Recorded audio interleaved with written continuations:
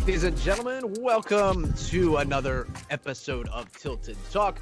My name is Throoper, your co-host, with my other co-host, Throoper, as well, over on the other side, my buddy David. Troop, how you doing tonight, man? Hope things are well. Oh yeah, dude, I'm doing very, very well. How about yourself? I was doing good, and then seeing some rumblings within the community has got me kind of on edge, because everyone's seems very, very split right now on different decisions that Epic's making right leading into the World Cup. So I really don't know what's going to happen in the next couple of weeks. It's going to be, in my opinion, pretty exciting, honestly. Yeah, I mean, as long as everybody doesn't, kill each other off the Fortnite island, then it should be pretty exciting. Should be pretty good. But yeah, it does seem like there's quite a bit of controversy going on right now. It's been for about last week. I mean, right when we did our show last week, we got into it a little bit, but we didn't really know how much things were actually going to play out because obviously, a lot of that was just like immediate reaction to the patch notes. Now people have had a week to react to that patch. There was a big content update, not a big content update, but a small content update today, as well as an article they released called The Competitive State of Development. And that got even more people upset, it seems like, which I'm sure was not Epic's intention, but that is where we stand at the moment. So without further ado, let's kind of dive into it just to give you guys a quick rundown of what to expect. We're going to get into the patch, not the patch notes, the content update. Same sort of thing, but not, I mean, I guess they don't think it warrants a whole patch. Yeah, they do new versions on the patches. Like for example, we're on version 8.2, but they'll always do like a version content update, which is what we're getting now. They kind of do that, I guess, so they can buffer the regular in-game updates for every other week, but still have stuff going into the game every week just to keep it fresh. So we do appreciate that. Although I believe they announced next week one of the update is going to include a significant performance addition to the game, or a performance boost to the actual game itself. So that is going to be really exciting, and I'm glad, especially since they're adding all this new stuff. It definitely needs a little bit of a balance now. Yeah, no, absolutely. So that's where we're going to start, guys. Then we'll, take a little bit of a look at the Luxe Cup that happened last weekend, as well as, kind of give you guys a quick rundown of the World Cup warm-up event, the last tournament of the season that is not an official World Cup qualifier, because the World Cup qualifiers begin on April 13th. So that's not this weekend, but next weekend. And then, the last three segments, hopefully you guys are starting to get used to them. First, we have hot takes, where we'll delve into some community discussions, the clips of the week, and then if you have any questions, we'll answer them at the very end of the show and talk to the troops. So if you guys have questions, send them to us on, put them in the chat, or, you can send us a tweet or something like that, and we will see those and we'll get to them at the very end of the episode. So without further ado, content update 8.2. Now, this wasn't a giant update. I mean, overall, really, they added one new weapon, the boom bow. So did you get to play it all today? I played a little bit today, and it's pretty cool. So I was able to, I would landed at Fatal earlier during a solos game. Saw one of the vending machines had a legendary vending machine. Rolled up, grabbed one of these, and I picked off two people immediately that were running and trying to find a weapon. I felt so bad, but I was actually getting so excited getting all these quick kills with it that I forgot that it doesn't have the same capabilities that the old crossbow did. So I started shooting like crazy, and I ran out of ammo, and I'm standing in the middle of Fatal Fields with no other weapon, and then I got killed immediately after that. So it was fun while it lasted, though. Yeah.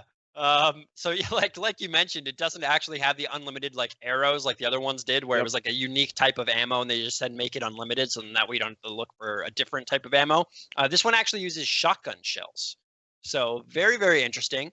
So essentially, how this gun works is you hold down the fire key, and you can hold it, and it takes 1.6 seconds to charge. It only does base damage of 15, 30 if you get the double multiplier for the headshot, but the big thing with this is the explosion damage. So it does like an AoE explosion that does 100 damage. Yeah. So that's what really got me all those kills, was the splash damage with it. And I've been seeing a lot of people, even just 2 weeks ago, there was a lot of people that were saying within the community that they thought snipers were getting too easy. And now you have this long range weapon where the hitboxes are now 3 times as big. You don't even have to hit the person. You hit nearby them. The splash damage is just as effective enough. And with it being as quiet as it is, almost on the level of say the suppressed sniper rifle is a very dangerous weapon. And definitely when it comes to the end games and everyone's trying to build, I've seen people get caught up in the storm, not being able to get their footing because somebody's at a high point with this. Very dangerous weapon. And there's plenty of ammo that you're going to be able to find if it's taking shotgun shells too. That's not going to take away from your main weapons with your AR. So, shotgun's not your main weapon? Not for me, man. Not for me. No, Bro. man. Yo, dude, yeah, I still bread and butter is my scar, man. I'll drop that even if I have a heavy. That's just how I am. Yeah, that's Second fair. slot's always the shotgun, man. Yeah. They drop double pump. What else am I supposed to do, man? The tax, man, the blue tax. Those things they're noob friendly because if you miss, you get another shot really quick, and they do a lot of damage. Those are probably my favorite guns. Scars up there, but not to badmouth console or anything too much, but I would even say it on stream. I thought that those guns shot marshmallows for me, and then I switched to PC, and I'm like, oh, okay, I get it now. It's way better on PC. My shots are actually registering a little bit better. Yeah. Hopefully the shot registration gets a little bit of a boost in that massive performance update you were talking about for next week. But yeah, it's a pretty cool gun. So if you charge it up, it doesn't actually do more damage. What it does do is make the arrow fly faster. So if you have to rapid fire it, you can, and it's not necessarily bad. It's just that the arrow is going to go a lot slower. So you probably kind of want to get used to the different speeds that the arrow can actually fly, not charged at all, maybe half charged or full charge, because 1.6 seconds is quite a while. Like to actually fully charge it up, that's a significant amount of time that, you might not always have in battle. So you probably do want to get used to the travel time for the not charged and the half charged, just in case. You can be really finicky with it and do 25% and 75% too, if you really want to get really crazy and nerdy, as we say. Yeah. But that's probably not necessary. Just those three, but I definitely recommend getting used to at least a couple of them, because otherwise, if you only know how fast it travels at the fastest release time, then you're going to be in a bit of a tight spot if you have to actually pull it out a little bit quicker. But that was really the only major thing that they put, or the only thing actually that they put into the game this week on the content update. So they reintroduced the torque bow from Gears of War. That's exactly what they did. If you've ever played Gears of War, that's exactly what the boom bow is, and I love it. It even has the charge line where you could see where the aimer is about to go when you fully charge that. That thing is the exact same thing. I love it. I can't hate it. It is way too similar to that gun. I unfortunately have not played Gears, so I couldn't tell you exactly. I know, heathenistic almost, but I couldn't tell you much about that. Right? That's an original epic title, man. They invented the torque bow in Gears 1, so now they have it. They're bringing it back in some other way now in Fortnite. I dig it. I totally dig it. Yeah, it makes sense. I mean, they've already got the concept there and it's theirs, so why not, right? I think it's definitely a lot more useful than the other crossbows. Like the other crossbows, honestly, I didn't really like that much. The fact that they had unlimited ammo obviously made them useful at like certain points in the game, especially at the beginning. So you didn't waste all your ammo if you only had like a couple clips on your assault rifle or something. But I mean, realistically, the thing that I found that the regular crossbows the most useful for was farming zombies. So you didn't waste ammo killing zombies. They were perfect for that. And for trolling your friends, and they'd be like, "Somebody shoot me! Yeah. Somebody shoot me!" You're like, "What happened? You okay?" And then you just do it again. Just what happened? Just I would do that. That was that, and then killing the zombies. Other than that, it was never in my inventory. Yeah, me but neither. This will be definitely different for me. Yeah, exactly. So it's actually kind of cool that I think, I think that's pretty cool that we actually have a useful crossbow now, a gun that can actually be used to do something other than troll friends or do stuff. We have a tweet here from Skeptic, content creator for Misfits, I believe. And you can see here an explosive bow that uses shotgun ammo and does 100 damage. I have no words. I could see this being another thing that the competitive community gets up in arms about very quickly. I mean, today, obviously, it's only the first day, so we can't really, thankfully, I didn't see a whole lot of people immediately freaking out because it's not, you need to give it a little bit of time. But because of that explosive damage, it definitely does seem very, very strong. We have seen some pretty nasty clips come out from it already, though. Look at that. Yeah, dude. Some of the clips that I've seen are absolutely ridiculous, even in just the short span of time that it's been available. We've seen that pattern with so many things that they've introduced new to the game too. I gotta take a second look at this actually. Yep. It's pretty gross, but there's some pretty nasty clips, and I mean, Ninja, of course. Leave it to Ninja. to, day one, morning one that this gun is out, just automatically get a clip that could be a clip of the week, but we're trying to get some other people in here. But you see, also the one thing I want to point out is that the masterful use of the zip line there to kind of just hop off, hop back on immediately, so then that way he can go the opposite direction. Oh yeah. Yeah, that's always something that I try to utilize now that they implemented that, because it gives you actually you have way more control now when you're on the zip line, that you can use it kind of like to juke people and shoot from up above. As you can see what he's doing perfectly right here. He's actually going into the storm with it just to get a couple more shots off, because he knows those people are weak. So it's actually brilliant usage. Yeah, no, definitely. Because it doesn't do enough. If somebody has 200, you're gonna have to shoot them twice. But just the fact that if you have any angle into their 1x1, if you're above them and you can just hit the you don't have to hit them. You just hit the ramp that they're on, the little stairs that they built right inside it, and you're gonna get that 100 damage at the very least. So it's definitely gonna be a useful weapon. I definitely think we're gonna see it used at the competitive level. Whether it's going to need some adjustments, probably they're going to have to nerf the blast radius or something. I just from the initial clips I've seen, it does seem like a lot of people are using it, like you said, just for that effect. They're not necessarily even aiming at someone. They're aiming at the area right around them to try and get that shot. But hey, we'll see. There are ways, like you said, with that splash damage that they may or may not have to touch on in the future. I've seen really effective way that if you have that bow and somebody's turtling up in a 1x, don't even bother trying to shoot one specific wall or trying to shoot through the roof, because with 1.6 seconds to recharge, they're going to obviously replace that piece of material. You're not going to get in that way. The best way to do it, you need to aim for the corner of the box. So aim for, if somebody's boxed up and there's a roof, make sure you aim for one of the upper corners of the box. And I don't mean the corner, like you can actually do it from standing on the side or standing diagonal towards the 1x. As long as you hit one of the upper corners, very corners of those walls, it'll actually spread the damage, take out the second wall that's actually connected to it, and also the roofs on top. So you're left with two base walls and the floor. So you have a wide open what you could do. You could replace one of the walls. You could follow up with a shotgun attack of your own right after that, or keep firing the arrows. But either way, they're not going to expect a majority of the 1x that they're camping in coming down with one shot from that, because it's so quiet. They're not expecting to hear rocket flying or the bouncing from those grenades or anything like that. They're not going to know what's happened. So it's an effective way to catch people that are turning up off guard for sure. Yeah, absolutely. And I'm excited to see what people use it for, like, and how masterful they are with it, because obviously it just came out, but the Fortnite community's already got some pretty nice clips. Maybe one or two of them made it into our clip of the week. I'm not gonna say anything. But there might be one in there for you guys with that new boom bow. But ultimately, really, really cool gun. I like it a lot. Way better than the other crossbow. So good job, Epic. Hopefully the competitive community isn't all up in arms over it, because I think it's a cool idea, cool concept. But that, like I said, was the only thing that was introduced into the game today that's brand new. Other than that, not a whole lot. So Fortnite is still the same, but there is a new limited time mode as well, actually. And it's not really new. We've had it before, but Sniper Shootout is back.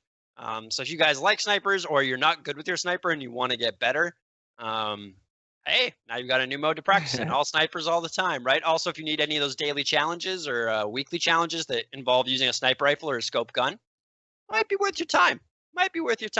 Yeah, I'm probably gonna have to put some time into that myself. Honestly, with the Sniper Shootout being available, I'll never hate that, because either I'm doing that, or I'm probably going into Team Rumble and trying to farm some easy kills to practice, feel good about myself for a little bit, Yeah, definitely. The only thing though, guys, is if you do play that mode with your friends, remember you are instantly out. There is no reviving teammates who are downed. So don't. If you get into a long-range sniper rifle battle, I know it's tempting to be like, oh, I can peek, because even if he knocks me, he's not going to be able to rush us fast enough. Like, my teammate will just revive me. No, they won't. And it's not because they don't like you. It's because they can't. So you got to be a little bit careful playing that mode. But it is a lot of fun, so I'm excited to have that back in the game. I always like using it for sniper practice. I think it's a really fun mode. And I grew up playing Halo, so it has that Team Snipers-esque feel where everybody's got the sniper rifle, and it's just best shot wins. And I love that it adds that that element where you don't get down, you can't get revived. That makes it even better, I believe, because otherwise there's just it wouldn't work out, honestly, if you think about it, because the way the Sniper Shootout works, it's supposed to be all long range fighting for the most part. So it wouldn't be. You would have to expect all headshots because people could Mhm. just keep getting down forever. It's not like I'll say it again, Gears of War, where there was a limit. You can only get down twice. The third time wouldn't be a down; it'd be an insta death. So with this game, I don't believe there's anything like that implemented. So you could just keep getting down forever and ever and ever. So I can see why it's an insta kill once you get shot, and I just think it puts everybody a little bit more on edge. It's way more exciting. Yeah, no, definitely. Those sniper modes are always great for that. They're pretty. Plus, it makes you feel like a god, right? Like you don't have to hit all those headshots. You can get a bunch of body shots and be like, "Yo, check out this sweet clip I got." It'll still look awesome regardless. Definitely. But that's again with those two things.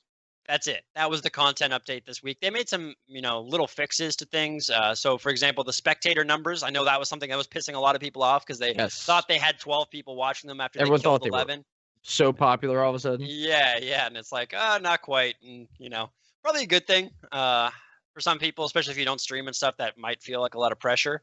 Yeah. But I don't know. I knew it was instantly broken when I had 12 people spectate me. I saw that. I'm like, that's broken. Yeah, because it doesn't matter. It's like, yeah, I killed a few people that were, that might have been bots, but there is no way everybody else was sticking around to watch. I'm like, this is not working properly. Yeah, definitely. I think everyone figured that out pretty quick. Yeah, because there's maybe like 3 or 4 players who spectate. Like the only times I think I've ever spectated is when I just forget to hit B and I go to do something else. Like I need to go grab some water or go grab a coffee or go to the bathroom. You die. You just leave the controller there and you come back like, oh, I'm still spectating this guy. Who knew? Or you or there'll be that time where you're playing, minding your own business, just traversing, trying to find some loot, and then all of a sudden you didn't kill anybody, but you'll get a random spectator pop up on your screen because they died from fall damage somewhere and they randomly got put onto spectating you. So it's like another level of embarrassment. I just laugh until the eye closes and they go back to the lobby in shame. If that ever happens, I just start dancing. Yeah, exactly. I mean? Just trolling. Like, right, you're not even the one that killed them, but so you just break out the default dance and just you got to do it. Somebody's got to do it. Somebody's got to do it. Little bit of BM has to. It's a little bit of healthy BM. There's nothing wrong with that. But yeah, guys, that was pretty much the content update this week. So not a whole lot to discuss there, which is unusual for us because normally we spend 3/4 of this show just discussing the patch notes. So we can move on a little bit quicker, but it was a second update release article thing that they released today. And this was called the Competitive Fortnite State of Development. So essentially what they did was they made, this is where they announced those performance improvements that you were talking about. But they also announced a couple of other things. So the first is some improvements to arena mode. Yeah. Essentially so essentially what they're talking about is, and this isn't going to come today or anytime soon, apparently, actually, because they said, let me find the exact wording here. It doesn't really matter. They said it's a ways out still, but they're hearing the higher level players, the competitive players say that they have to queue for 20 minutes to find a game. What's the deal with that? So they're going to start placing those players into a. Yeah, I know, right? Like, I have 300 points and can't find a game. It's like, oh, boo-hoo. Oh, boo-hoo. You have 300 points. Yeah. But essentially, they're going to start putting those players into a creative island. So then that way you can at least play and you're not, just forced to sit there staring at your screen because that is a problem that a lot of other games have had. League of Legends, for one, I remember there was times where at the upper echelons of the queue, you had very long wait times. People would play Hearthstone or Osu, games like that in queue, just because you knew you had a minimum 5 to 10 minute queue. Yeah, that's why Overwatch, I love that so much, is because anytime you queue up for a game and it's not ready yet, or that doesn't have enough players to start, then they put you in a skirmish, what's called a skirmish. It's like a lobby with a 20-minute timer that they put you in case, it takes any longer than that. You can just run around, practice the hero attacks, everything that, you need to do. It's essentially what they're going to be doing with Fortnite. So I can see it's definitely a long time coming for them, but I can tell with the way that that's going to work, obviously with the queue times being the way they are and that being the issue at hand. And then they're going to think of ways around that by adding this other way for them to connect you into a game still while you wait for another one. I can see that being really difficult for them to overcome on top of all the current performance issues that they're going to be fixing soon. So I can see why this is something that's still a little bit of ways away to implement. They're still perfecting everything on the back end for that kind of thing. But I'm excited for when that gets rolled out because the game will be 10 times more seamless. Because I know you hate it once you get, a drop, you can't find a gun, and then you die, and then you have to wait and wait, wait. And it makes you, like, more angry at the fact, like, it wasn't a big deal you died, but now you have to wait, and you're just annoyed on top of that. So, yeah, it'll be good to at least just give people a little bit of extra time to warm up, I think, in between games. Yeah, definitely. Because I mean, the most frustrating thing is, dying right away. Even playing the normal mode, just going in, queuing, and you land, and then you don't find a gun or you get instantly killed or something, and then you have to do that whole process again. You're like, God, I don't. When why? you're like me, and that happens like 3-4 times in a row, you start having like an existential crisis. You just like don't know what to do with yourself. Like, how many times am I gonna look at this same loading screen? Like, it was honestly, I had it on rotation. That's your mistake right there. I had 5 favorites set, and I saw the same 5 for the last year, right? And I forgot about it. And then one day I'm playing, and I had like 4 straight instant drop and die, and I got so frustrated. And I was seeing the same, like the bear pointing and mocking at me, like 4 times in a row. And I was like, I just snapped, and I went into my locker, and I turned all my loading screens on, and it feels like a whole new experience. I'm like, oh yeah, it's like, got some freshness back into the menu at least for at least the time being. Yeah, I have most of them on because they've done a lot of good. Like a lot of them are pretty good. It's like the artists who work for Epic are pretty talented guys. A lot of those screens are pretty cool. I would have a couple of them as my background. I would love to see if I don't believe they have done this yet, but if they've done any contests where people would take some pictures with replay mode and then be able to make those into in-game loading screens, that would, or if you could even upload your own into your game, that would be really awesome. Yeah, I agree. That would be pretty awesome. But baby steps. Yeah. But hey, that'd be a cool. We got other stuff on deck that we need. We have so way. Definitely put that down the pipeline. But once everybody's not mad at you anymore, then maybe that'd be a cool thing. Or maybe, hey, that's how you make people less mad at you. I don't know. The one that got the most attention, I think, though, from this competitive, state of development article was the stretched resolution. Now it's hilarious because this is literally 3 lines of text. And this caused a massive uproar. So essentially, they're locking the aspect ratio to 16:9. You can't use stretched resolution anymore, even though that was something a lot of people were becoming used to. A white screen. I'm sorry, man. That's just how things are. I'm sorry to hear that. Yeah. Now, I think we actually had quite a few people saying this, like talking about it. So Nick Merckx, for example, I understand why everybody playing on the same resolution, but right now. 10 days before the qualifier. And that's a point that I think, we're going to discuss a little bit more later. But I think it's a very good point in the sense that you really don't want to be changing too much stuff that's integral to the game. And especially something like that, where it's not even like a skill where you're saying, hey, there's a new gun or there's a slightly new meta, adapt. It's like the shots, like everything just looks different to you now. It almost feels different, right? Like if I'm sure a bunch of you guys have played games on either different computers or different monitors, and you've maybe gone to your friend's house or something, and just that the different TV or the different monitor or whatever it is, and the different resolution can make the game feel completely different. You can feel like you've lost half your skill. So I'm sure these players will get it back because once they get used to the resolution, they'll figure it out, I'm sure. But with only 10 days before the World Cup, it is a big stress to place on people. People who were practicing and really getting ready, now they have to relearn certain things, relearn the muscle memory a little bit. Maybe things look a little bit different. They have to aim in a slightly different place, lead their bullets slightly differently. And a lot of this stuff at the highest level, it does make a big impact, especially for competitive players. If you're trying to get your name out there, even if you're just streaming and you're trying to be entertaining, right? Yeah. Or if you're at home and trying to, just play the game and have fun and not be a robot like me. It's like, if you're just trying to do some of these things, it can be frustrating, but hopefully people will get used to that pretty quickly. 69 is thankfully pretty standard. I was just poking a little fun at the situation, like not hating on the stretch reds people, by the way, but because I have a 21:9 ratio. I have an ultra wide monitor myself, and I tried playing Fortnite on it, and it is awesome. It's really awesome. Because you can see everything around you. It's really it's night and day how different it is. But people that don't have like ultra wide monitors still have wide monitors and they can play on certain res. Some of them are pretty obvious when they're stretched, according to most streams. some people play on stretch res. That's not too bad, like a 16:10 ratio. So it's a little bit more stretched. But they still, but it's a little bit better for the viewing experience, at least to a lot of people. But man, with locking this, like I understand, totally understand. Like this seems like if you're a player, you're somebody in the community, this doesn't seem like anything new. This seems like, okay, let's think back to the skirmishes and let's think back to the these big events that they did, and they would never yield when it came to these updates.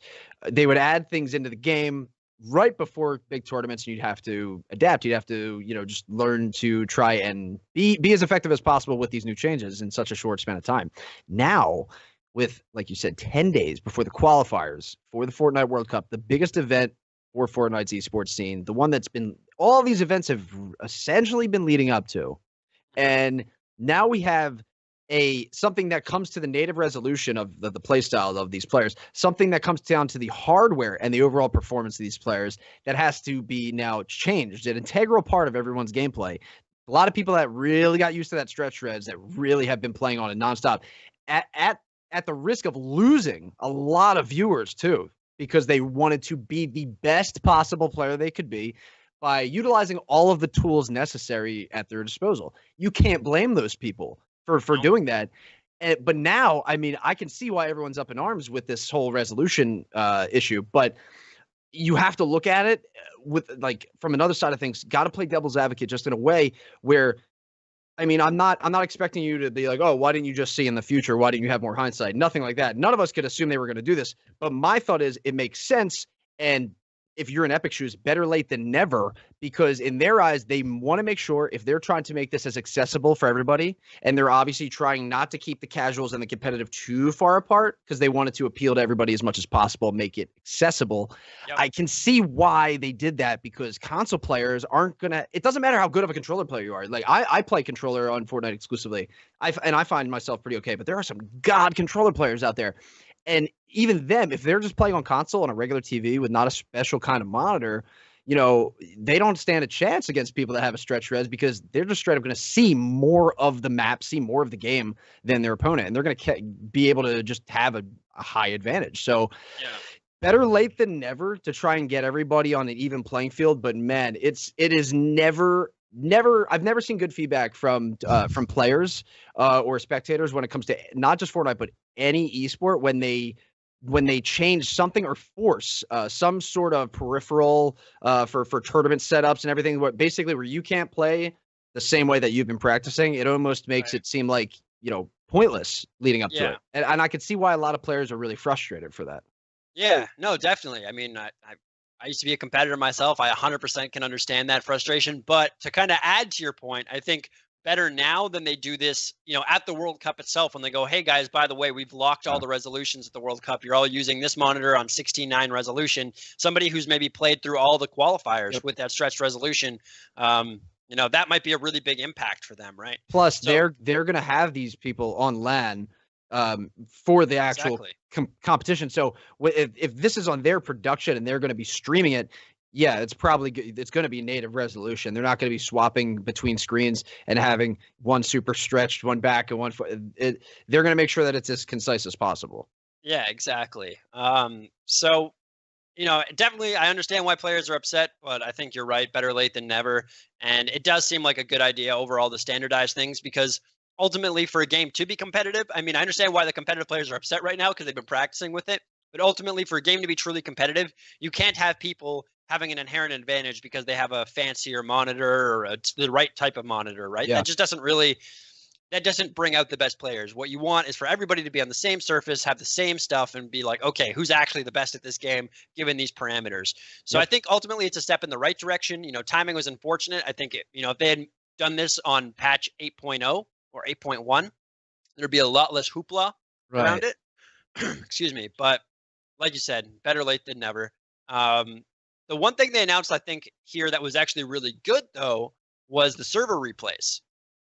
So now, actually, what they're going to be doing is they're going to be uploading VODs from the Luxe Cup that they're already there. You can grab them yourself, and you can, watch the whole server in the spectator mode. So you can either pick a player, you can go third person and just kind of watch all the action from above. You can watch the game however you want. and they're going to be doing this for all of the following tournaments as well. They're hoping to actually be able to make it in-game, like native into the client. I'm assuming that's only going to be for PC. They didn't say specifically. Right. I'm assuming that's not going to be available on console, and unfortunately, you actually, from the way I'm understanding this, you actually do have to watch these in the Epic client itself. So you can't just download it and because it's not a VOD, right? From one person's point of view, it's an actual like spectator file. So you actually do have to have Fortnite on the PC installed to use these. But the fact that you can go back and watch, the Luxe Cup and all the different players, you can watch the same game multiple times from multiple points of view. I think that is amazing. It's insanely helpful for people that need to do any kind of study on how they're playing, how their opponents are playing, and try to follow trends like that. If you guys are familiar, if you guys are big PC gamers, if you guys are familiar with how demo files work for Counter-Strike, it's the exact pretty similar for that. Just make sure that you have the game or else. I mean, unless somebody is going to upload everybody's point of view, maybe somewhere on YouTube onto some channel, that would be really accessible. But yeah, as long as you have the game itself, you can, which I think is the optimal way to do it, because then you could check out any angle you want. You can kind of create your own story, as you take notes from all these different angles. So I mean, it's a really good tool that they've given us access to. Yeah, no, absolutely. It's about time. Yeah, I completely agree. But just a quick, point on your different perspectives thing, the VODs for different perspectives. MLG actually used to do that way back in like 2009 for Halo tournaments in 2010. Yeah. You could go back and watch every single player, their point of view, not for the whole tournament, obviously. There was 256 teams of those things. But for Pro Bracket, 100%. So the top 32 teams, you could watch. Yeah. And game developers, massive, like massive leagues like the Overwatch League, stuff like that. I'm looking at you right now. Fortnite, I'm looking at you. We should have this. We should have this. I agree. Anyway. That's enough finger wagging. Just a reminder, guys, if you are watching live right now, thanks, first of all. But secondly, if you have any questions for us, you want to hop into this conversation, please just leave your comments in the chat on, Twitch or Mixer, wherever you're watching right now.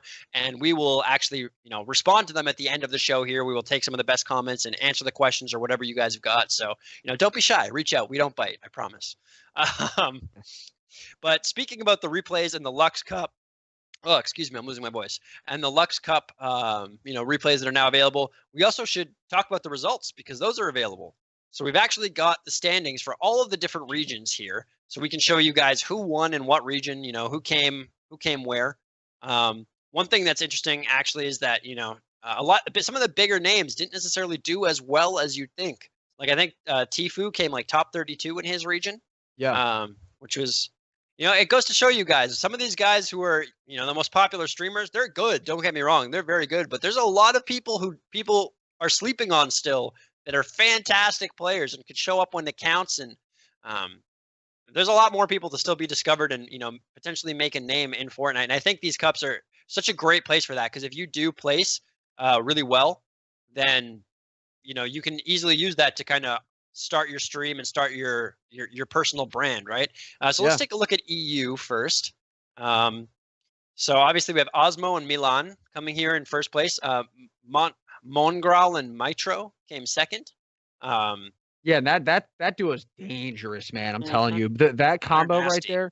Their editing skill alone is going to keep getting them as far as they're getting right now. I mean, they're so technical when it comes to the game, and that's just downright scary. So like being in the position that they're in right now, they don't need to have any orgs, and that's a good story to tell right there. You see all these three of these four teams that are placed, they don't have orgs that are representing them. Yeah, exactly. Which is, again, that just tells you everything you need to know. There's a lot of these players that it's like they still are being slept on by the esports organization and some even by the fans. Fwexy and Letwick came in third, and then Jinzen and Oliver GC came in fourth. So you see there, and it was close. Like, look at that, 87 points each for Osmo Milan, Montgral, and Mitro, and only 83-82. So it was very, very close right up to the last match, which is awesome. That's exactly what you want to see from a competitive game. By the way, guys, these stats that we're showing you, these charts are all coming from Gamespedia, their esports wikis section. If that thing is a godsend, that whole website is a godsend. God bless the people who do that, the volunteers. Great source of information, guys. Highly recommend it. Check it out. Yeah, absolutely. And the people who work there are pretty much all volunteers. Like literally, almost all of the updates get done by people who just volunteer their time. So, fantastic resource for the esports community, done by the esports community. Big shout out to those guys for making that possible. But next we have NA East. So this is the East Coast of North America. Aspect and Animal take the win. And then, like we were just saying, look at this: Mastoris and Perfect Tilt. These guys don't even have profiles Nope. on esports, so nobody knows who these guys are, and yet they managed to come second in all of North America East. Then we have Pika and Rux coming in third, Nate Hill and Funk of FaZe Clan obviously coming in fourth. And you see just going down the list there, again, really, really close. Aspect and Animal got really far ahead, though, almost winning by a full 10 points, which is pretty impressive considering it's only 10 games that you have to play, right? Yeah, they're second through fourth was a little closer.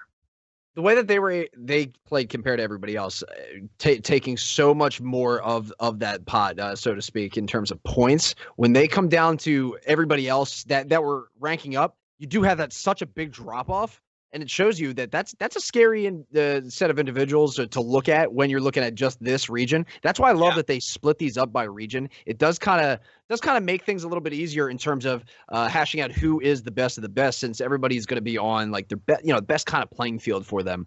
Same thing when it comes to LAN, without the minimal amount of lag or anything like that. Fourth place though with Nate Hill and Funk, those guys are so underrated, man. They place highly in almost every event that they compete together in. They do very well, and I can't wait to see them actually as we get closer to the actual World Cup itself. Yeah, it's I think in a game like Fortnite, being able to consistently place near the top, like in that top 5, let's just say, is almost better than just winning one event than not being anywhere on the map the second event. It just shows consistency, right? It shows that you really understand the game. You know how to constantly get a lot of points, and maybe if somebody has a better game or one duo goes off, you're not going to win the whole tournament, but you can constantly get yourself into the money there, which is the important thing, right? You want to get paid out. So that's a look at the top 10 teams there. Now we're going to go to the West Coast of North America. Now, according to Fortnite or Epic, this is actually less populated coast because you see a lot less spots up for grabs during the Fortnite World Cup.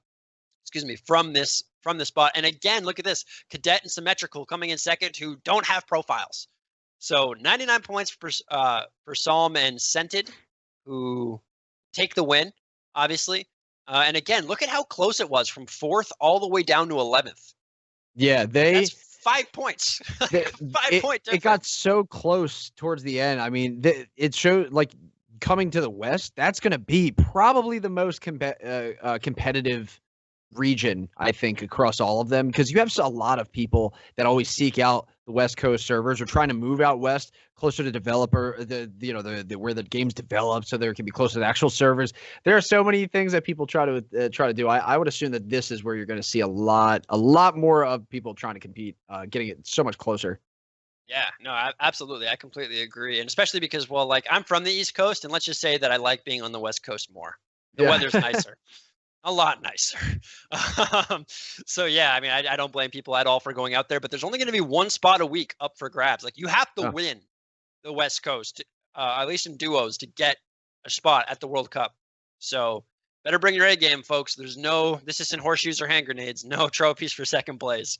Let's take a look at South America next.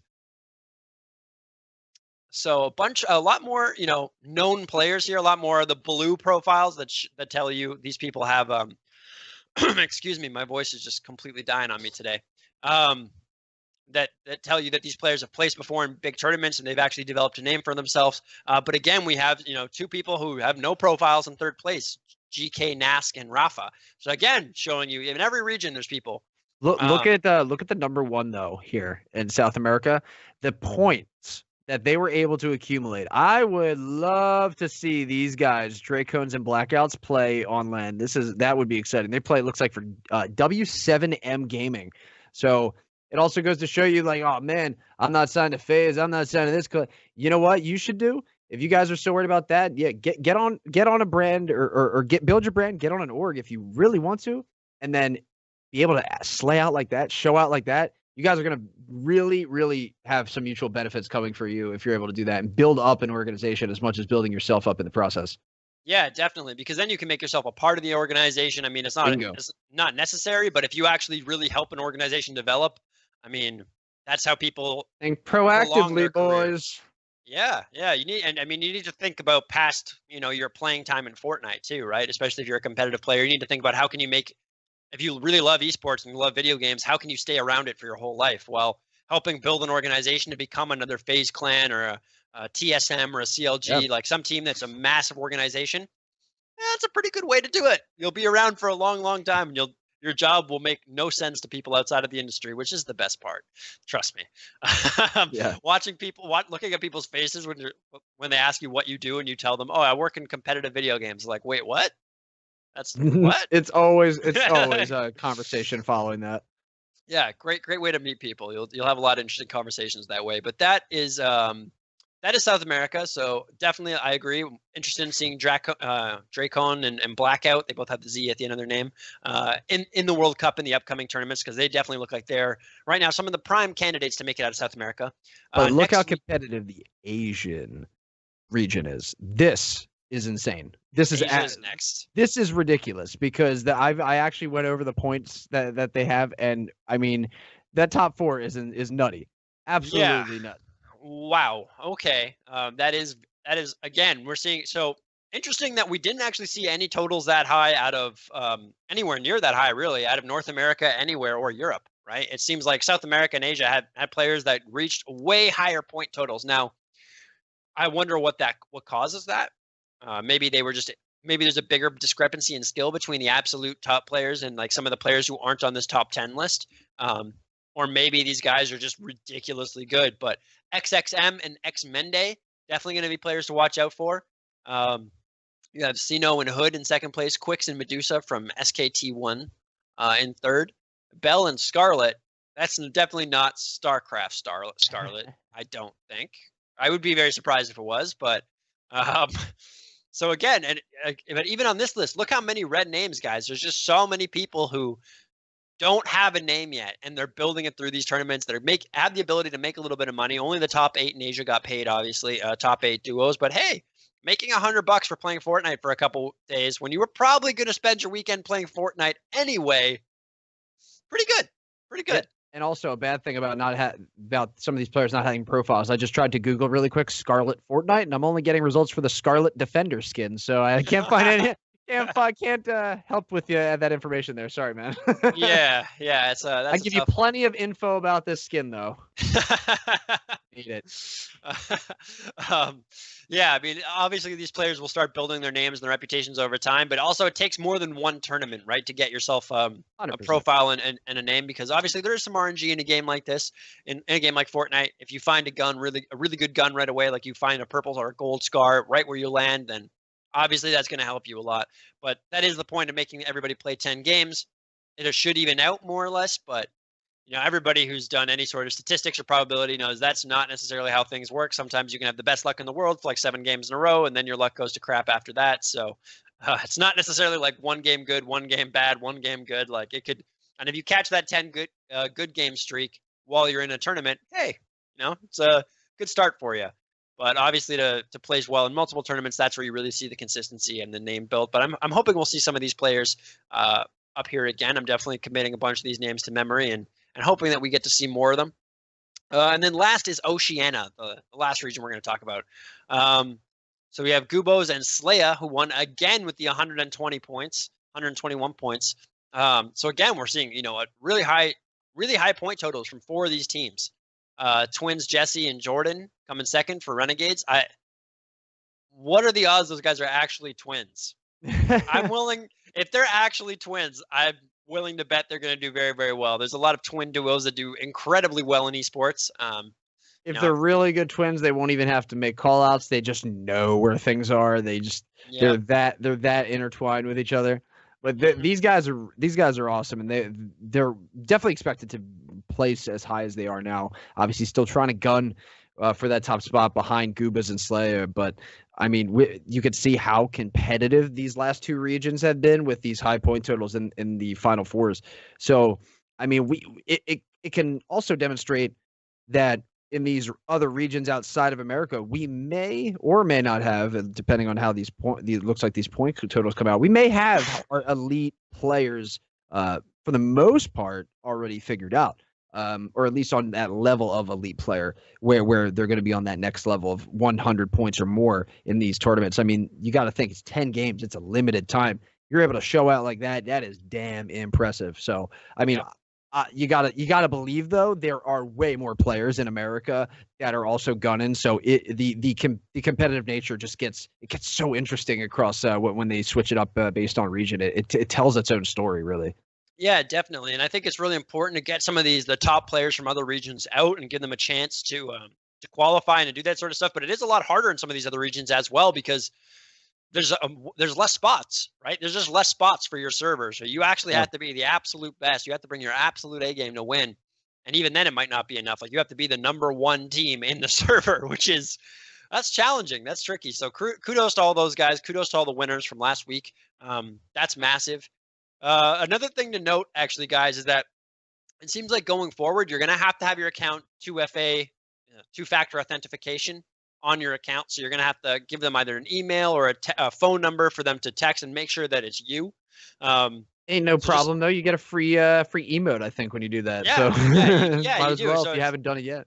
Yeah, definitely get on that if you're planning on competing because they obviously want to make sure it is you if they're going to pay you money or do anything like that and fly you out somewhere. So it seems like to compete in all the major tournaments coming up, Smurfing. That is going to be necessary. And yeah, I think it doesn't really matter. It's not like they place you in a different thing, but that is going to be necessary. So just wanted to give you guys a heads up on that. In case you hadn't already done that. And, like the other trooper here said, you get a free emote. So what are you waiting for? You can emote people. It's the best part about Fortnite, killing people and then emoting. But with the Luxe Cup kind of behind us, we've been told about the tournament that's coming up this weekend. And, very fittingly, they named it the Fortnite World Cup Warmup. So this is the last weekend before the World Cup qualifiers start. So it is going to be another tournament very similar to the Luxe Cup in terms of the format. They did say they're going to announce all of the details for everything later this week. So epicgames.com/Fortnite/news. And that's where you'll be able to find, stay tuned to that if you're really looking to compete yourself and make sure you have all the latest updates on, any minor rule tweaks that they might make or anything like that. But that will be happening on Saturday and Sunday. The top 1,500 duos from each region get to play on Sunday. So it's fairly possible. 3,000 players, especially in some of the smaller regions where there's less players. Top 3,000 of you get to compete on Sunday. So really make sure that you're gunning for that. And there's 500 grand up for prize and they're up for grabs this weekend. And they're doing a much broader distribution. So that's something I actually want to talk to you about. Do you think that's a good idea? Do you like a really narrow distribution of the prize pool, or do you like a broader distribution where maybe the top players make less, but more people get paid? What do you think what's your preference when you see tournament payouts? Well, I think when you are able to place in the top spot, you deserve a big prize for that reason. That's what everyone's gunning for in the first place. I think that having a broader pool distribution is obviously more appealing to players. Everybody feels like they have a little bit more of a chance to try and change something, and get a nice victory or finish in these events. But the problem with that is you have complacency that you have to worry about. When you have people that think, "Oh, I got top 50, I got $1,000 or whatever, I'm good with that, no big deal." That's the kind of stuff I don't think that they're going to want to promote in terms of a player attitude. But when you have the players that are like the top 1% or less in the world, I doubt that that's going to be the attitude that you get at an event like the World Cup. You're going to get people that are hungry and going for that top spot because they are going for a lot more than just the money. They're going for so much more because how many eyes are going to be on this event. They're coming there and playing as best as you can. That's going to do so much more for your future than you think. So for the prize pool distribution, I think having it where the top spots get more money rather than spreading it out across everything, I think it makes it a little bit more competitive, honestly. Yeah, no, I'd agree with you. Overall, I definitely agree with you. I think for this cup, because it's the last one before the World Cup qualifiers, it's maybe a a good way to get more people, like you were saying, involved and get I mean, them, get them to play at least, and like, hey, maybe I actually have a chance to win something because I'm not. Maybe a player will go, okay, I know for a fact I'm not the best player in North America. Like, there's no right. way I am. But, maybe I'm in the top 100. So if I can get paid for getting in the top 100, maybe I'll play. Whereas they Right. maybe wouldn't play, right? So it's one of those things where I understand why right the week before they actually start with the real serious competition. They go, and money for people who want some, and Yeah, try and get right. people in that way. But overall, I definitely agree with you. I think it's better to kind of make the prize distribution very, very top heavy as possible. Obviously, you kind of have to balance it because you still want pros. You want as many like Yeah. people who can dedicate full time to playing the game, and obviously that means you need to make some money when you compete. But overall, The worst part though, like you do have to think. I mean, when you do have that, people kind of just getting complacent with the prize pool and stuff. I mean, that kind of that does change things, for people that are playing at home or that you might be online and then they get clapped by somebody or something, and then they see something advertised, the Fortnite World Cup, and they'll think, I have no chance at all to win that money. But Mhm. if they make it a little bit more broad, it kind of opens the door for some people, So I think that, and this is life changing money, even in any stage, in my opinion, is because a lot of these players are really young too. So, I Yeah. mean, it's still really good. I think either way, the way that they're doing it, because they do have the space in the budget, I believe, right now to do that. So it's nice that they're trying to give back to this pro scene as much as possible. So, I mean, it's not really a wrong or a bad decision to do because regardless, they know they're going to have the player base to fit it. It's not like they're like, hey, we're still waiting to fill all these spots of the World Cup. I mean, they got people trying to claw their way in there, so they Oh can yeah. they got it well under control right now, and I think it's just going to make these players a little bit more hungry though. Yeah. No, I completely agree. Do you think we're going to see the Boombo? I have a feeling, just knowing Epic, I have a feeling it's going to be in play this weekend. Yeah, Considering we 100%. saw the baller in the first week, so Yeah, I mean, if you really, I mean, we're anybody out there that wants to try and compete this weekend and wants to try and counteract those ballers.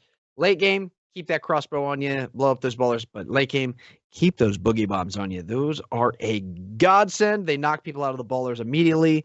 Trust me, they are amazing. I usually, when I'm in a late game circle, I'll throw it at somebody. They have to ditch the ball. The ball rolls down the hill, and they're stuck dancing, and that ball like goes into the storm. So it is a brilliant maneuver if you're able to carry them late game. I highly recommend it. So if you're able to carry that or the bow and blow up those ballers, I can see Epic leaving it in because people have been complaining about the ballers. But anything else to counteract that, I think is going to be some group of people that's going to welcome it with open arms. yeah, no, absolutely. It definitely offers a unique form of counterplay, or not unique, I guess, because it's an explosive weapon, but another option because the rocket launchers and grenade launchers are hard to find. So It's the slightly most easier. accurate explosive weapon by That far, as well. aside from the stickies. But Mhm. I mean, well, way more than stickies. At least the stickies, they have a little bit of an arch. You got a straight shot with this thing, so it's deadly, man. I'm wondering. Let's give it a few more days. We'll see if people have much issue with countering it. But I don't think it seems very hard to counter. With that charge up time, I think you do have plenty of time to react. Yeah, yeah, no, I completely agree. That charge up time at first, I'm like, why is it such a big charge up time for a bow and Yeah. arrow? That doesn't make any sense. But Once you then I play thought and you about kill it, and I was someone, like, it makes oh, sense. yeah. I uh, was like, "Ooh, oh, okay, I get it." Oh, Immediately. I get it. I get it. Because it does just make it travel a bit slower. A reminder, guys, if you're watching in the chat, you have questions, you want to be a part of the discussion, just leave them in either Twitch, Mixer, wherever you're watching this right now, and we will answer them for you at the end of the episode. Indeed. So, moving on to the community discussion, the hot takes. We're going to hop in on some community discussions here. The first one is Epic catering to the noobs. There was a tweet by TSM Daquan that I wanted to show you.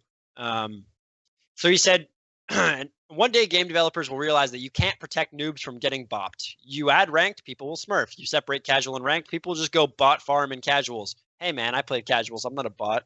Maybe half a bot, but that's not very nice. Um, you try to change game mechanics to save them, you ruin your game. History doesn't lie. Now, overall, I agree with him.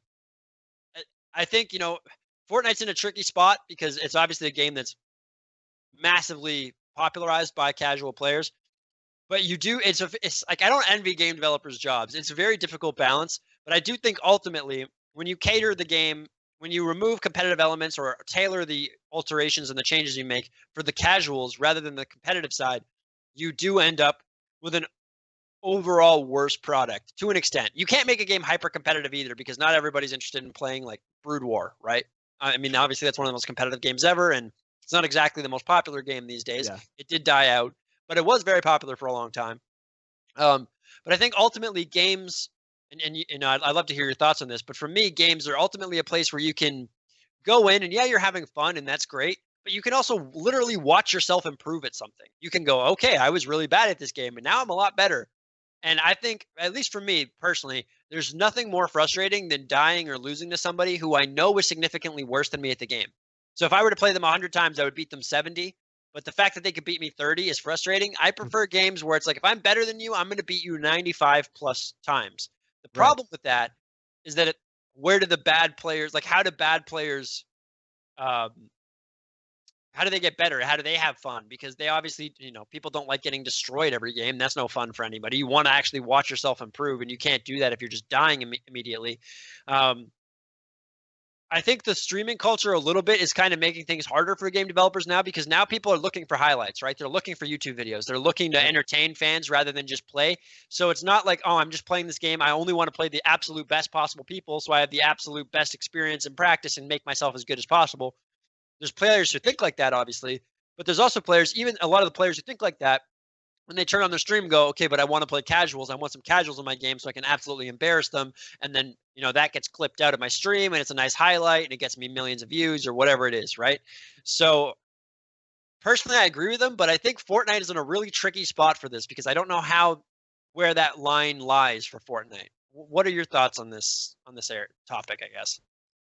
I I agree with somewhat what Daquan's saying. I mean, history doesn't lie when it comes to that kind of thing. But I've always been a subscriber to the thought that you get better by playing better people.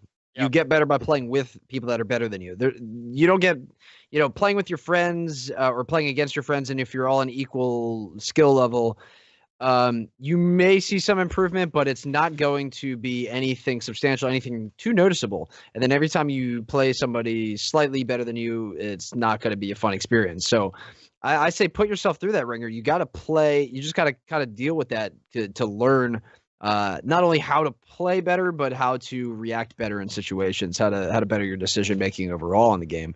So and Fortnite obviously is huge when it comes to decision making. You have to do 1,000 things every second, seemingly, to make sure that you're on top of everything, especially when you're playing the best of the best. So when it comes to separating them, I think they had the right idea with the arena modes.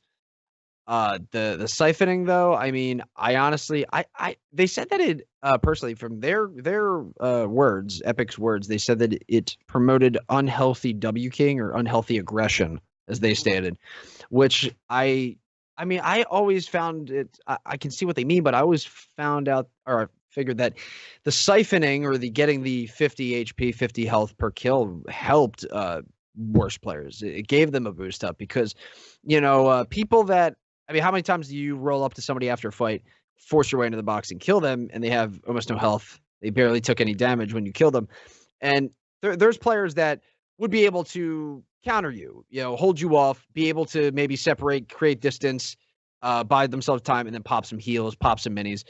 But you're, a very casual player, somebody that's not really, somebody that's just chilling, relaxing or whatever, maybe they kill somebody and then they're in that one buy and maybe they're going to heal and they have 30 HP left and you roll up with your P90, they're not going to be like, all right, now we put a ramp down and spam the ramp and then I'll edit my wall, I'll go back. They're just like, a lot of people just have that panic, when they play Fortnite because there's like so much going on and it's a battle royale and if you lose, you're out. I know a lot of players, I know a lot of newer players have that and casual players feel that too when they feel that, that aggression coming. So, I mean, getting that extra boost for HP, I think is really helpful. And I think it gave worse players a little bit more confidence too, even when they were playing. And it just made the game, I think, a little bit more fun because you felt like you were playing longer and you spend more time playing and less time turtling up and trying to heal and everything. Because as we can, that can feel like you're grinding itself. Yeah, yeah. I mean, for me personally, I think I've stated this multiple times on the show already, but I like fighting more than I like hiding or turtling, right? Right. So I definitely like the siphoning aspect of it. But I do understand what they mean by, for newer players, it is intimidating. I think they really just need to figure out a way to balance the queue times Hmm. at the higher end of arena, even if that means widening the player pool at the higher end of arena. So you can match people a division, and if you get up True. there, you might match people who are way higher than you, and it's just you kind of have to accept that. And it's like a good learning curve. Also, on the note of practice, actually, that they've done. There's quite a bit of research on how to improve at things, and apparently, to improve at a game, you want to get a good balance between playing players who are way better than you and players who are worse than you. Because when you play the people who are better than you, they're going to expose your mistakes. They're going to beat you up and give you some things to work on. Then Indeed. you go and you play some players who are worse than you and you implement those things. You actually practice doing them the right way. You're not, Mhm. because when you're playing somebody who's equal skill level, or in a game where all that matters is getting that win, then you're just trying to concern yourself with a win, right? That's it. But when you're playing players who are a little bit worse than you can do something that you're not quite as good at doing, but you know it's the right way, the fundamentally correct way to do it. Or you've seen somebody beat you doing that, and you can practice that, put it in action in a real game scenario, and that's how you kind of improve. So you definitely want to get a good balance of that. I think it's very important to try and test yourself, but then also to take a step back. And this is also where some of the streamers like to play casuals. They like to implement some of those things, go for those trick shots or those ridiculous things that they might not want to have to do in a competitive game, but there might be a competitive game where they're about to die and that's their only option. Go for the Hail Mary, Yep. and if they practiced it, they might actually try and pull it off, and maybe it'll save them, and they'll be able to pull that off in a huge game for money. So just 2 cents on that. A little bit of psychology research there for you guys. Dropping that knowledge. We try to help you guys get a little bit better at the game since you've given us your time here and are willing to watch us talk about the game and all the different things that are the nuances of it. And this kind of actually brings us to the perfect segue. I didn't even plan that to be how we ended that, but this is a perfect segue to the second community discussion. How do you practice in Fortnite? There's a tweet by Nick Merckx that I want to show you now, that I think will kind of illustrate this well. So he basically said arena mode is 10 to 20 minute queues for 20 to 30 player end games because everybody's just staying alive and not playing overly aggressive, right? You see it more like a tournament Yeah. rather than everybody dropping and tilted and half the game gets wiped at the first circle. Which has to kill Nick Merckx because he goes tilted all the time, and he's used to slaying out there, and he goes there, and Yeah. it's a ghost town, and everyone's Yeah. just playing for endgame like a scrib. So yeah, that's got to be frustrating. Yeah, exactly. So then pubs are unplayable, he says, because it's, like just legit people who don't know how to play or avoiding the competitive mode actively, or they're turtling, right? Because you can do that. You don't want to waste your mats and have to mine up a whole bunch again. And you can't really do custom game lobbies right now with the competitive settings. So what are these players supposed to do? I mean, that's the question because everybody probably has their own way of practicing right now. They give you the tools with creative. You can make different things to practice your technical skill when it comes to editing or building, maybe a couple aim courses. But I mean, it's been established like the hitboxes on the bots, they could be fixed now, but I believe they're a little bit more generous than a regular game. So, I mean, it's not the most optimal way to practice, and you're never going to get better unless you just play actual players too. So, I mean, you could even do 1v1s with friends in creative, which help. The problem is, you have to, as you said, Troop, you have to make sure that you can implement what you're learning properly into actual games. When you're playing people, you don't want to have those panic moments, like I was saying, where you just freak out, forget everything.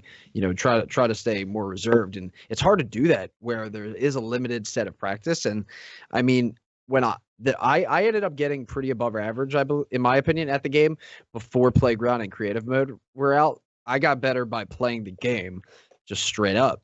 When Playground and Creative Mode came out, no excuses by me whatsoever, but people got way better than me at the game because they were able to properly practice. They grinded it out, and had a lot more ways for them to try and customize the way that they practice and work on different things and get their muscle memory down. And I was the guy that didn't do any of that at first and just kept playing and playing. And slowly I noticed the skill ceiling got higher and higher and higher, and I started getting beat a lot more frequently and a lot faster by better players. So there are ways to get better, aside from actually playing. But when it comes to the Fortnite World Cup, you're playing the best of the best. I mean, they're 1,500 teams, 3,000 players that are going to be qualifying. You have such a small set of people that are going to be that good at the game.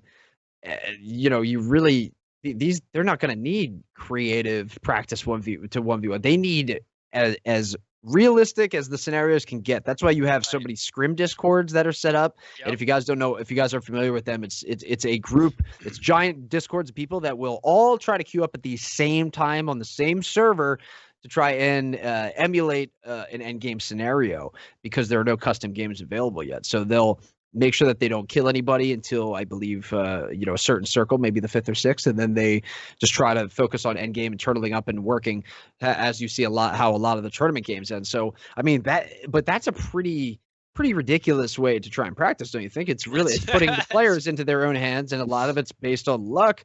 I mean, there's nothing that's really able, nothing really on the ready that can open up for massive doors of practice. And I think everyone's just kind of on their own, and it's a really, really weird time at the moment where people kind of feel really curious, like what's going to happen. But I mean, arenas are pretty much your best bet right now to get your practice in. Yeah, definitely. It's just the wait times are unfortunate. Hopefully they can do something about that at a higher end. Custom games would be massive, because from the competitive shooters that I'm familiar with, where I know a lot of the pros and stuff like that, I know a bunch of top players who maybe 3 weeks before a tournament or so, they'll completely stop playing matchmaking. And it's because they don't want to run into people that they don't respect their skill. Like, oh, this is a random guy. They don't want to ingrain any bad habits. They want to make sure that every time they play a real game scenario, they're playing perfectly. They're not doing anything that's going to get them killed against one of the best players in the world. Because like you said, at the World Cup, these are the best of the best. This is the cream of the crop. Yep. So if you get used to players who miss snipes or aren't able to hit some of these shots some of these guys are able to hit, they're going to punish you, because you're going to try something and you're going to get taken out, and you're afterwards going to realize, oh wow, that was really silly. I shouldn't have done that. This is one of the best players in the world. Of course he can hit that shot. Of course he can outbuild me in this specific situation. The scene that comes to mind is the Anakin versus Obi-Wan fight, where Anakin just jumps and Obi-Wan's telling him, I've got the high ground, don't do it. Yeah. But it's kind of like that situation, right? Like you almost, if you don't respect the guy that you're fighting and you're playing some of the best, right, you can run into a whole world of hurt. So ultimately, I think those are the two things that need to happen. Custom games, that would be amazing for everybody, because I think even if you're not a top player, don't you want to just run a custom game with only your friends and figure out which one of you is actually the best for bragging rights? Oh, I mean, come on. I know 100%. I want to do that. I mean, I would I would just love to get as many. Probably everybody's had this idea, but I would get as many people as I can from my Discord, from my YouTube, from my Twitter, and just get everybody together and just try to get a custom full-on battle royale game if I could, and just try to see who can come out top. That would be so exciting if people can bring their communities together to use the best out of all their viewers. I mean, that'd be really exciting just for content creation. So not even just competitive practice. So. I mean, the sky is the limit when it comes to something like that. I really hope that it's in the cards soon, that it's going to be an open feature for people. But we're going to see. It's been very, very limited when it comes to who has access to these. So, and I believe they cut off access for them recently within the last month for players that did have it. So, not sure. That's why you are seeing a little bit probably more tweets for players are on edge right now. But hey, it's like, I mean, if they wanted to make sure the native resolution was all the same, because everyone's on the same playing field, maybe they're making sure that nobody has any method of effective practice, so everyone's on the same playing field for that reason. But I mean, they, at this point, most players, that are going to complain and be the loudest about it, I understand the frustration, but you got to realize at this point, there's just nonstop obstacles that you got to keep dealing with, and this has just been a growing period for sure. Like, you can tell Epic, right? Like they really struck lightning with Fortnite, so they need to make sure that everything is working properly. And hey, if that means that the first Fortnite World Cup has some snags on the lead up, at least that we know now for the future that things will be perfected. Yeah, and you're definitely right about it being lightning, because quite honestly, I don't know if Epic ever expected A, Fortnite to become this popular and competitive, or B, the level of skill that people have. I mean, the more I think about it, the more I really do think Epic thought with the building, it would be like everybody save their mats till the end and then build this giant base, and then like how people were playing in season 1. I think that's what Epic thought Fortnite was going to be. I don't think they envisioned these people building 1x1s and just building like all this crazy stuff in the middle of a fight to outplay your opponent, right? And now obviously that's a monster, like that's what Fortnite is. That's what separates it from all the other battle royales. But I'm not entirely sure this was ever in the cards for the game to begin with. I mean, I watched this old YouTube clip from Dakota's one of the top Fortnite streamers. His in-game name is Dark, and he was playing. He was watching footage from. I think it was from his first Fortnite game, and this is back when the game just came out. Battle Royale was added to Fortnite, and I remember him being in the end game, and the guy that he was like aiming at put down 2 walls next to each other, and then I'll never forget Dakota said, "Wow, this guy is a crazy builder." Dead serious though, and then I'm like, "Wow, how times have changed, man. It is insane." It's so insane. Now, if you win the game, you're doing 90s anyway. It's like you don't even have to be fighting anybody. People are building regardless, or overbuilding every time anyway. It's come such a long way, and I could tell you, I mean, I might be wrong, but I guarantee you, there's no way that they expected the game to evolve to this current meta. It's pretty impressive to see how it's formed, and one of my favorite parts too about the current Fortnite competitive scene is at the end of all of the games. Once they're over, they'll do that fly through of all of the builds that were going through those final few circles, and just the path of all of them, and going up and down the mountains. It's, oh my god, it's actually art when you look at it. It's actually kind of beautiful. Yeah, no, it definitely is. I mean, some of these players have just gotten so good now. It's almost mind blowing, to be honest. And I completely agree with you. There's no way that Epic envisioned this, and the amount of progress that's been made since season 1 and season 2 is just it's unfathomable, honestly. Just goes to show you how good people can get at something if they really put their mind to it, right? So, and speaking about how good people are, it's time for Clips of the Week. Let's do it. So we're going to show you guys some clips. If you guys want them, if you guys want your clips to be up for consideration next week, please send them to us. You can send them to myself. You can send them to the other trooper. You can send them to UGC on Twitter. You can use the hashtag #TiltedTalk. You could send them to one of us, to all of us. It's up to you, really. We'll talk amongst ourselves and figure out who's worthy for consideration next week. This week, we got 5 great clips for you. Some really, really cool stuff. So let's hop into it with the first one from Vicstar. What do we got here? Ooh, little drift part play with the boombo. My God. Oh, yeah. He's using that boombo, and he hits another one. My God. It gets over? even crazier. No, it's not. I wish it was over. I would feel better about myself if it was over already, but nah, he's just going on a little boombo rampage here. I told you guys we'd have a nice little boombo clip, and you did.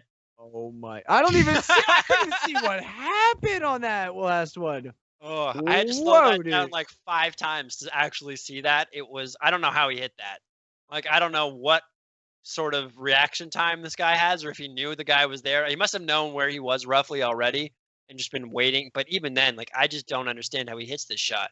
Vicstar, it's proof right here. He proved it. This game is super easy. Just click on their heads. That's all you gotta do. Just head click, guys. See what he did here? Boop. Yeah, how easy was that? Oh my. What? His reaction to in the last, but it slowed down. That reaction says he does that every single day. Oh, that was next level. So definitely, this is, maybe I shouldn't have started us off with this one. This is going to be a tough one for the other clips to beat. I mean, geez, yeah, you said the bar way too high. You went all out on that one. But guys, we want you guys to vote on these. Remember, so if you're in the chat, you're watching right now, at the end of the 5 clips, just press 1, 2, 3, 4, or 5. Send us that message in chat and let us know what clip you want to win Clip of the Week. Also, if you have questions, we'll answer them after this. We already got one from Faithful. PR is Faithful, or I can't remember the exact Twitch handle. BR so faithful. There we go. So yeah, guys, make sure you send us those questions if you have them, and we will answer them after this. But that was clip number 1. Now it's time for clip number 2, secret knifing. So I think he might have just set the record with this for the longest cannon kill. Oh, he did not. Oh my. 305. Oh my! He wins to win the game. To win the game. I mean, is stupid, right? I was like, this is pretty crazy. I mean, And he's got the storm on his back, so oh he's yeah, if it's shoot and then probably using it to travel to rotate. Oh my god, dude. yeah. 'Cause he was going to be in a really bad spot there if he didn't hit that shot. Because not only would they know where he is, he probably hit the cannon, and the other guy looked like he was in the circle, right? So he was like, that was a very do or die shot in a weird way. I can't believe he hit that. Which just goes to show you, man, what we were just talking about. That skill gap is going up and up and up. The skill ceiling is getting unbelievable. Wow. Okay. So I have gotten 0 damage with the cannon so far, and he's just firing it for the win across the map. Okay, fine. I see how it is. I'll just never get that challenge then. Okay, we'll finish season 8, and I'll just keep that one. Yep. In the back pocket. Maybe that's the one that you're gonna have to get a friend to help you with. You know what I mean? Yeah. I'm gonna hit this guy up and see if he's got some pointers. That's what I'm gonna do. Yeah, that's probably a good idea. Probably worth it for sure. Clip number 3 is Teacup Teddy Bear. Love the name, by the way. Love the glider. Oh, this is one of my favorite chests. Super underrated. Always there, outside tilted. If you get and look, he gets a long range weapon. That's beautiful to get up here. I can only imagine what he's about to do. He's gonna hit a couple shots here. Tell me the poor guy at least landed the glider he's about to hit. Oh. Uh-oh. Doink. Oh no. Oh my. How long was it? How long was that bow shot? I'm not entirely sure. That has to be like 200 meters. It was far. It was far. It'll say. We'll have to rewatch for just that specific part of it. But I mean, you can barely see that guy on the screen at all. 229 meters with the bow. With the bow. That man has the strongest arms on planet Earth. That's what I'm saying, man. Like you land on top of one of those spots. If you land on a roof, if you ever land on a high point and you find a sniper, I'm immediately or a bow. I'm immediately looking around and just trying to catch anybody I can that's gliding in. And he caught the. You really think that guy had any idea where he died from? Imagine Absolutely him. Not. And if that guy was, imagine if you were like on console and you get killed by a guy like that. He's so far that it would take like you would see 30 seconds of black screen before your game's able to load up the spectating screen, and you're like, how far away is this guy that killed me? What the hell? Like, that's hilarious. That was actually impressive. Yeah, that's definitely one of those clips where that's definitely one of those clips where you actually do spectate after you die, because you're like, where did I just die from? Who? And then when you realize where he was, your mind gets blown, and you kind of feel both anger and sadness at the same time. It's a very strange feeling. You're like, I'm very upset with you, but impressed, and just feel terrible about myself. Like, I want to believe that the guy that he killed, like, opened that chest down there in the middle of Loot Lake, and he found a boom bow. Like, oh, the boom bow. I wonder how this is. Just immediately gets destroyed from it. I really hope that was the case. Can't quite see 226 meters away what he had in his chest, but I can only hope. Yeah, for real. That would be a very fitting comedic element. So for clip number 4, we have a man named Sad Ghost Dad. So let's see what the Sad Ghost Dad was able to do. Again, the boom bow.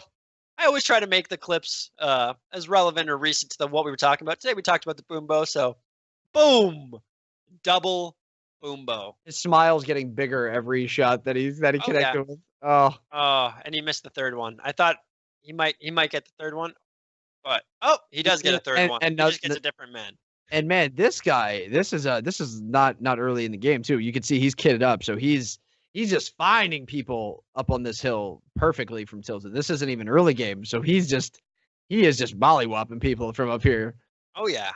This is what you're going to be seeing, though. You're not going to be seeing any type of close range fighting with this. Like you do see honestly, you see some close range fighting with the snipers because people use, say, the heavy sniper to blow out a wooden wall or something like that.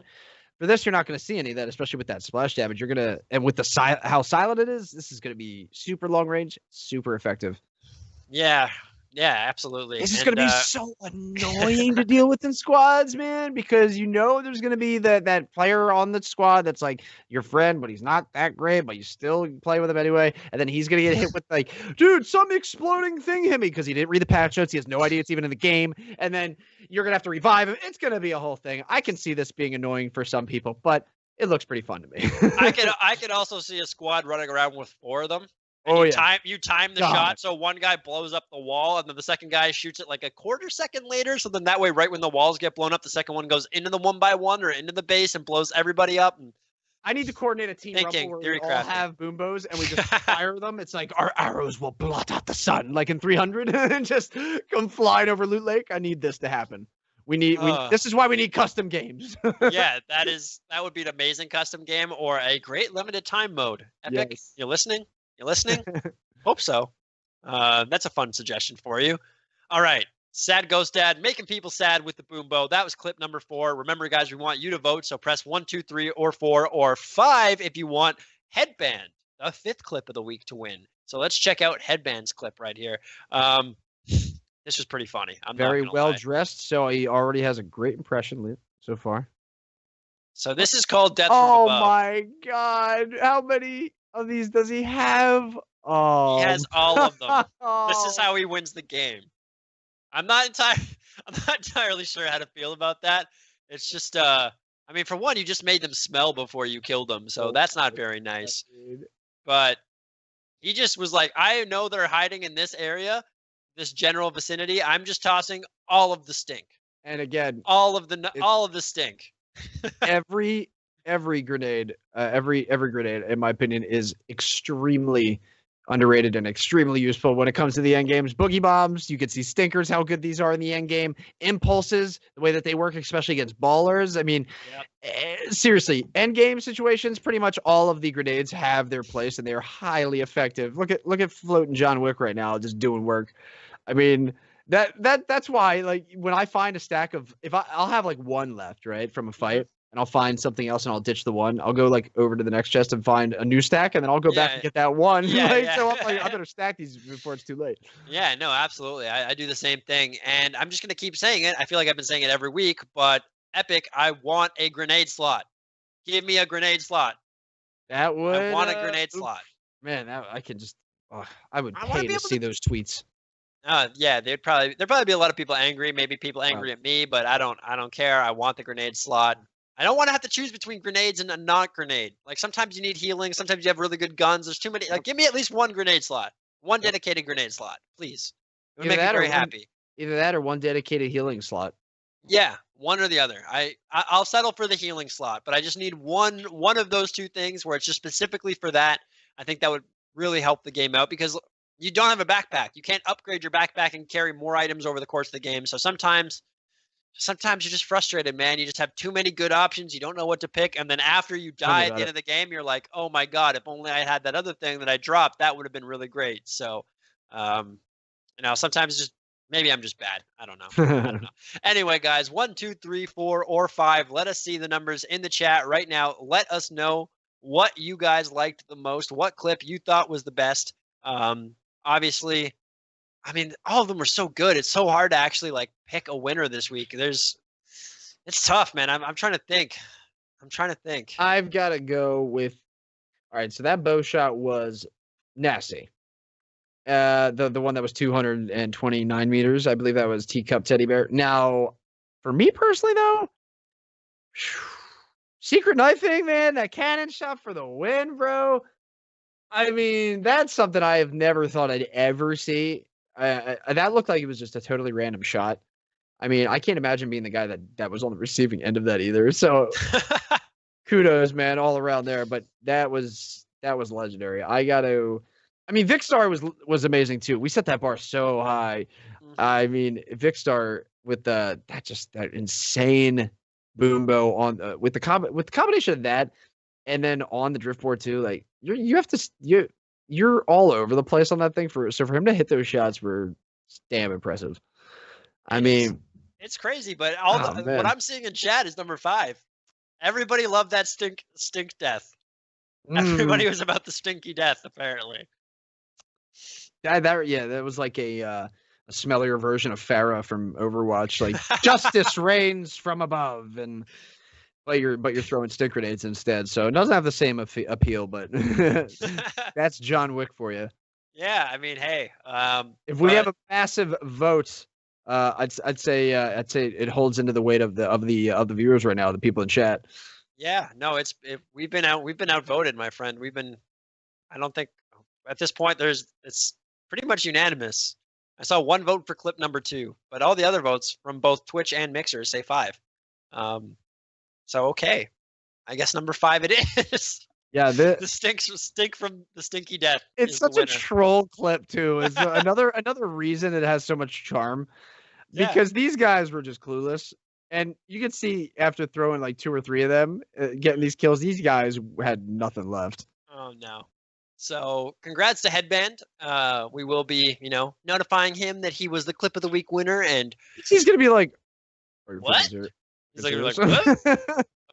I won over that cannon shot and the long thing. Yeah, bro, you did. Congrats. And at the end of the season, we'll have a cool little clip of the season contest, and this is going to go into that. So you were the guy that got hit from that cannon, right? That's why you don't want number 2 to win. I see how it is. Shh. Oh, that's cool. No one's supposed to know. We will edit that out of the YouTube all right, guys. So if you have any questions for us, you can drop them in the chat now. But we did have one question from BR So Faithful. When is the appropriate time to take high ground in the end game? We had one of our other viewers there, Westside Milk, was given some answers. His thought was when the circle is still large enough. Maybe it's hers. I don't know. I shouldn't be gender specific. Westside Milk's thought was when the circle is still large enough to allow a high retake, and you have to have enough mats, obviously. So for you, what is the time that you think is the best? I do it. So whenever it's second to last circle, when we're in the top 20, top 15, I always scope the area, try to see where the circle is pushing everybody, and then immediately try and get any mountain that's in that area, because you always see people turtling up on there, and it makes it a lot more difficult, obviously, to try and retake. You want to be the first one up there, but if you're not, how do you retake that position at most effectively?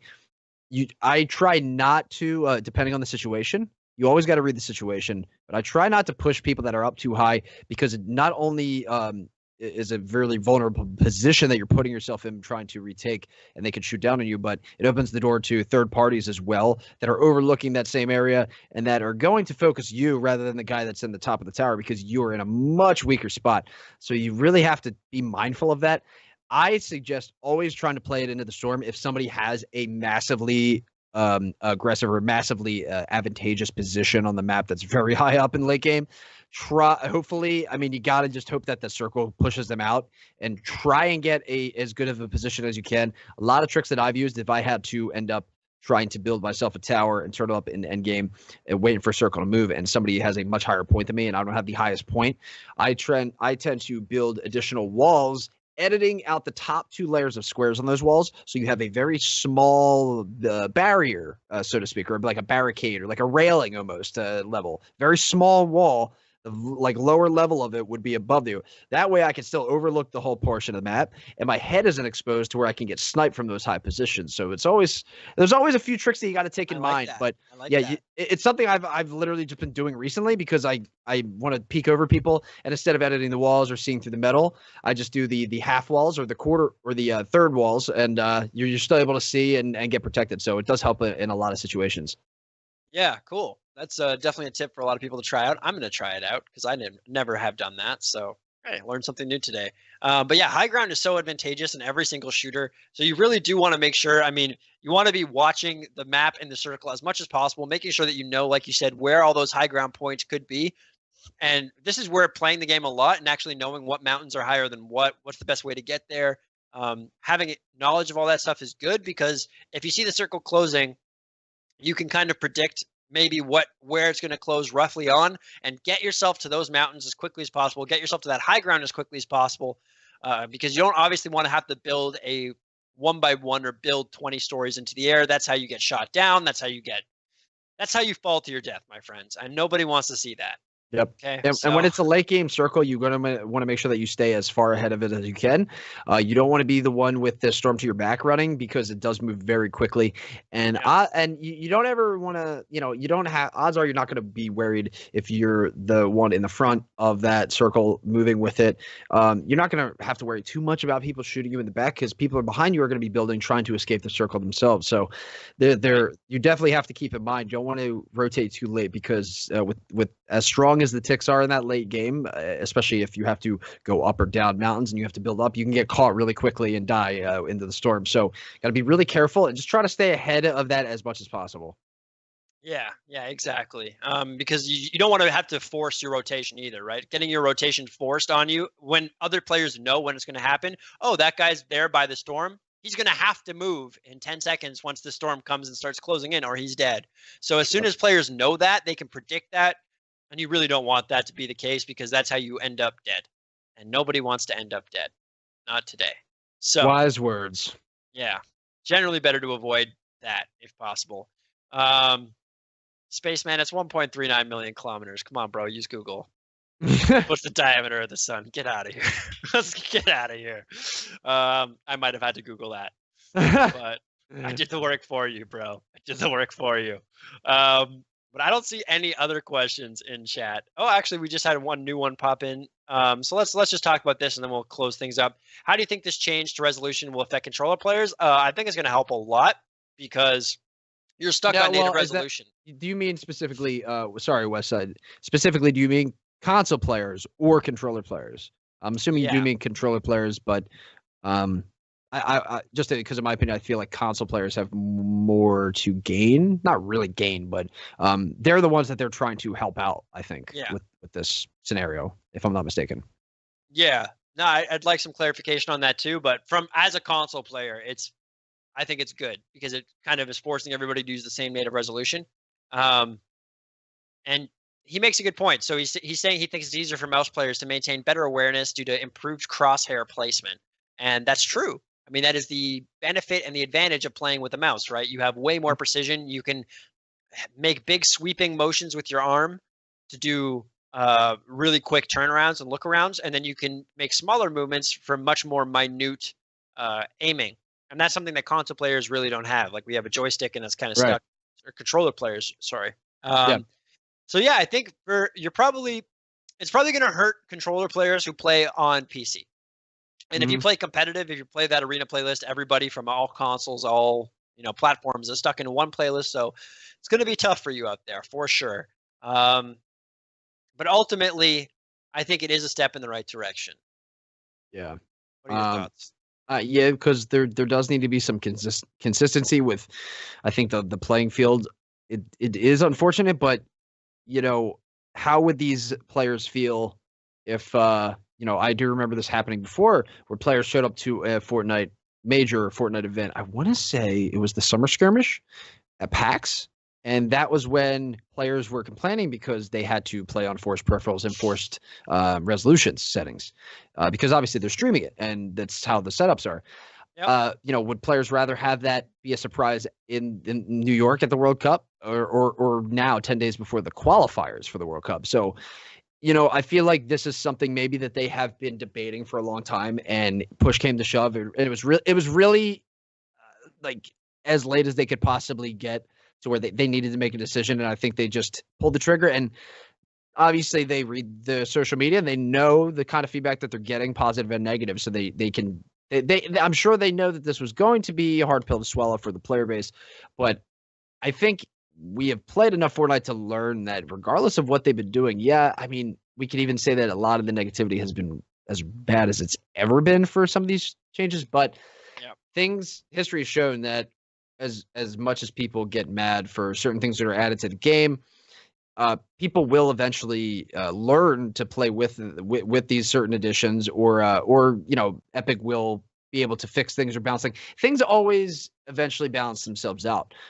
So people that always say that though the game is this way or the game's that way, or I'm going to stop playing.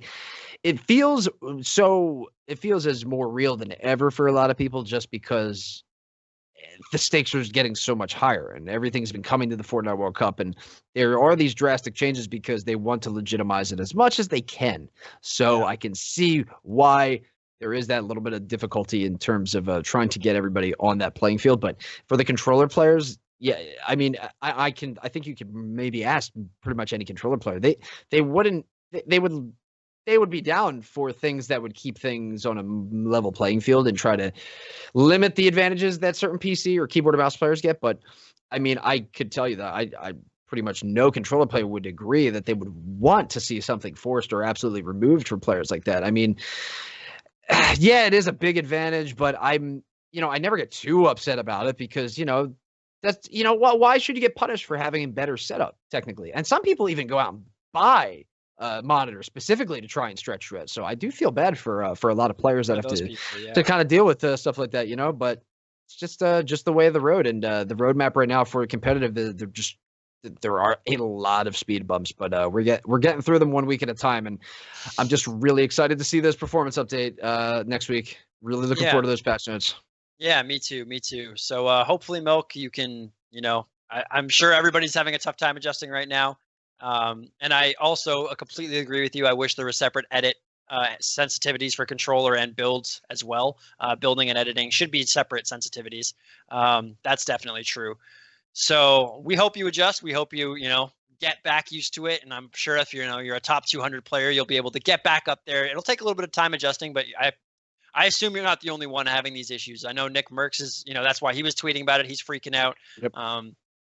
I'm sure Epic will figure something out for you guys. So, best of luck in making that adjustment. But guys, that does it for us this week. It is 9:35. We have gone for an hour and 35 minutes. I thought today we might actually be done in an hour because the patch notes were so small. I'm like, we're going to blow through the longest time. I know. The longest portion of our show so quickly today.